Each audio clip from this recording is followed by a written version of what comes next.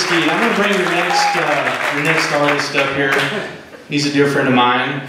He has traveled not just the country, he's traveled the world. He's performed across the world for all kinds of headliners. And he comes here from Atlanta, Georgia.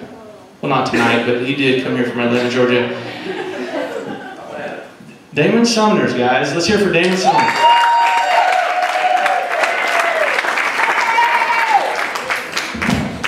Kessler, how we doing? Yeah, I like to hear.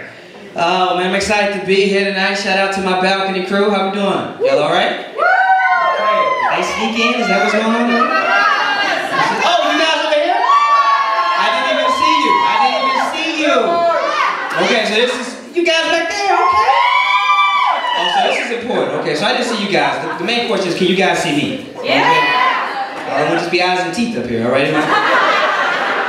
Right? I want to make sure I'm in the light. Okay. Oh man, I'm a teacher. Make some noise if you teach, educators. Let me hear it. Okay. Make some noise if you don't teach. That's not what you do. Look at that. Okay, yeah. Better decision makers right there. Better decision makers. I teach guys. I teach. Oh man, I just wrapped up this year. I taught in South Oak Cliff. No, that wasn't a good decision, guys. That was not. I forgot this. I'm teaching elementary school, and so I forgot I hadn't been in there in elementary school, you know, since I was there, despite what it may look like. And so I go in there, and I just immediately realized, like, I forgot how ruthless kids are. I was like, this is ridiculous. Case in point, right before school's ending this past school year, I go into a classroom. And there's two kids, they're two white kids, kind of just making fun of each other being kids. I know both of them because there's only 4 in the school. And so you know, they're doing it. And I hear one kid, you know, he's like, man, your dad's stupid, right? And the other kid retaliates, he's like, no, wait a minute, your dad's lame. And then there was this black kid over there kind of just laughing at both of the kids, and they kind of turned on him.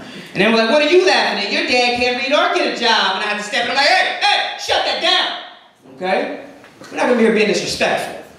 Because we already know, right? DeAndre doesn't know his dad.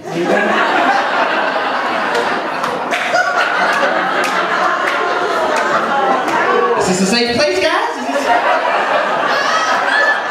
Talking about real issues, okay?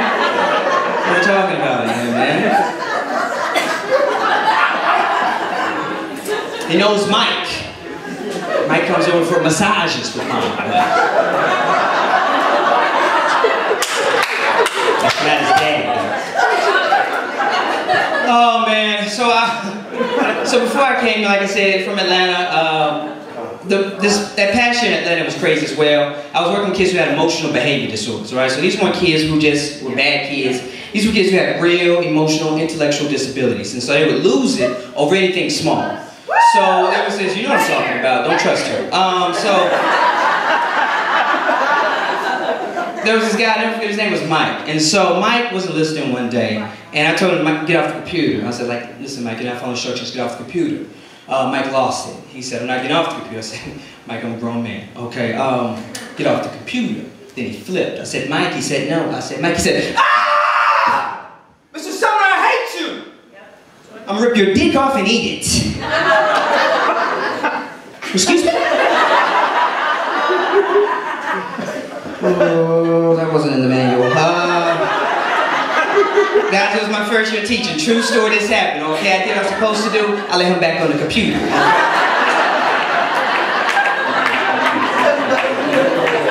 Listen, you don't challenge me, I'm willing to eat your dick. You understand what I'm saying? It's a bold 8-year-old. You understand what I'm saying? No. I love teaching, man, though. I do love teaching. I got a chance to travel, like we were saying, do comedy and teach. I was in Shanghai, China, a little while back teaching English. Amazing time there, man. Amazing time. Got a chance to teach. They didn't really know I was coming. Yeah, like as soon as I got off the train, I realized there were just like 6 me's. And like 6 billion non-me's. And that was a problem. So I get there, my first day, I'm excited. I got my Chinese co-teacher, she's with me. I go downstairs and I meet the kids. I'm like, hey guys, I'm Mr. Sumner. I'm so excited to meet you. I'm your new teacher. And it's a beautiful little 7-year-old girl, just smiling, cute as she could be. She looks at me, bursts into tears, runs away. This is my life. And so I'm like, oh, okay. Touche. Okay. And so she runs back over and tells her mom something in Mandarin. I'm like, hey, co-teacher, because we're close. What is she saying to her mom? She's like, Mrs. Sumner, don't worry about it. She's just telling her mom she doesn't want to go with the chocolate teacher. God, I'm not gonna lie to you, I was upset. You understand what I'm saying? Alright, because first off, I'm not chocolate, alright? I'm caramel. You understand what I'm saying? Sweet sensation, you hear me? I was upset. And second off, like, you're a jerk, lady, for trying to judge me based off what you think I taste like. You know, I don't do that. That's disrespectful. But I did. I love being over there, man. China, I'm not gonna lie to you, Shanghai, probably coming from South Atlanta, working in South Oak Cliff, Shanghai was definitely the safest city I've ever lived in.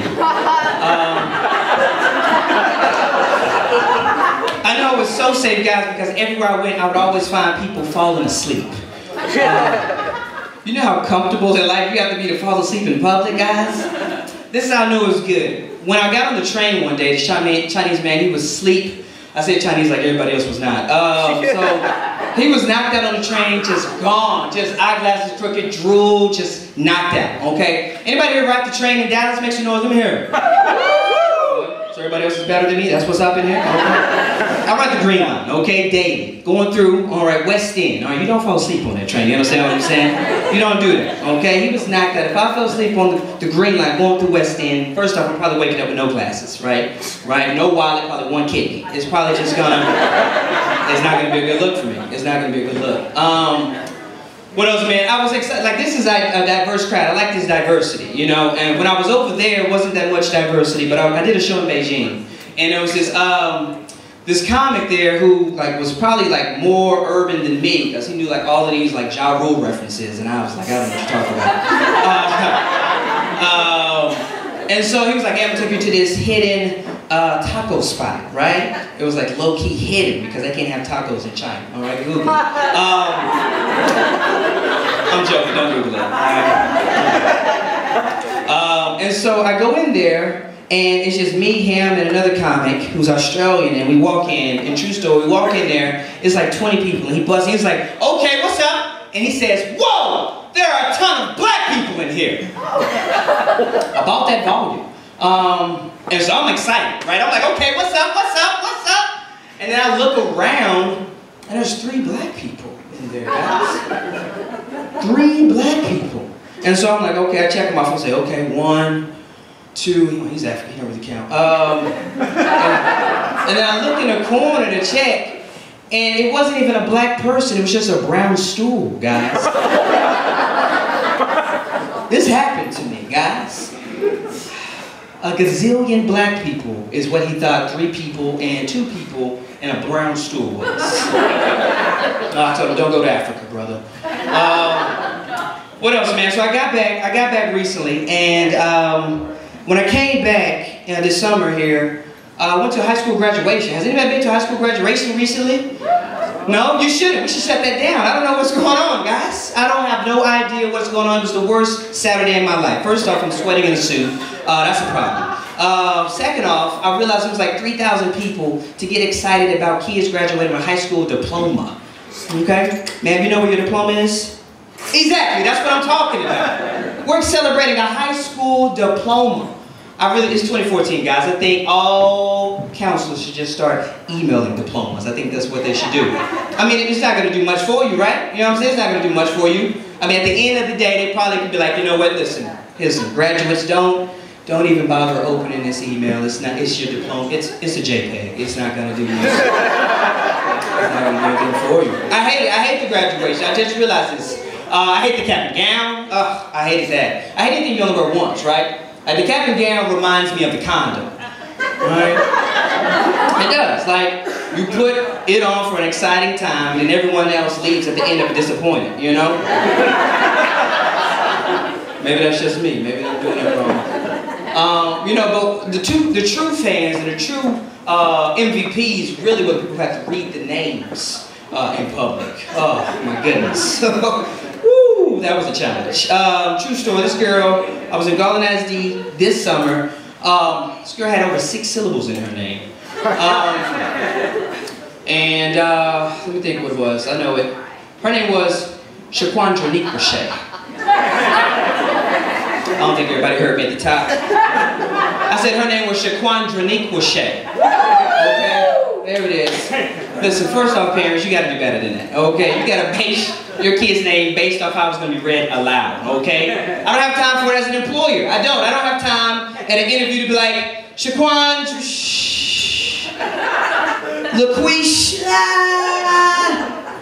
Listen, let's just call you lead custodian. Let's just do that. Let's just do that. That's too much for you guys. I was gonna go with fry cook number 1, but you guys are like that one. Real quick, man, before I get out of here. I'm married. I've been married 6 years, man, and yes, appreciate that love. Black man, no baby mamas, thank you. And so, when I got married in college, you know, I was green, naive, right? So I was excited, getting ready for marriage in college. And so I thought I was going to get ready for watching a lot of movies, right? And so at the end of, right before I got there, I was like, oh, okay, sex time. But I didn't realize that movie sex isn't like real life sex. No ma'am, no sir. I didn't realize it, so when I got in it, take some notes here. If you're not married, take some notes here. I didn't realize it wasn't the same. Case in point, in movie sex, the whole environment's different. He knows what I'm talking about. Right, the environment's different. In movie sex, right? They make love, there's roses, the ceiling fan works, you know? It's a good spot. Not in real life sex, not in real life sex. Real life sex, you make love on a bed with no headboard, right? The clothes you were supposed to fold last weekend. Hammered and herpes stains on the pillowcase. It's not a good look. Alright, but I forgot the most important part. I didn't skip the most important part in movie sex. The cleanup. I was 21, I didn't know, guys. In movie sex, they do their thing, they wake up next thing you know, they're giggling at Starbucks. Watch it. Not in real life sex, guys. Not in real life sex. In real life sex, first of all, someone's got to find towels for the wet spot, right? That's the first thing. That's the first thing. Secondly, you got to get, you know what I'm saying? You got to wipe off the mirror, you know what I'm saying? And you got to hunt down a Febreze because the whole house smells like possum. That just made, guys, I'm Damon Sumner. Appreciate y'all.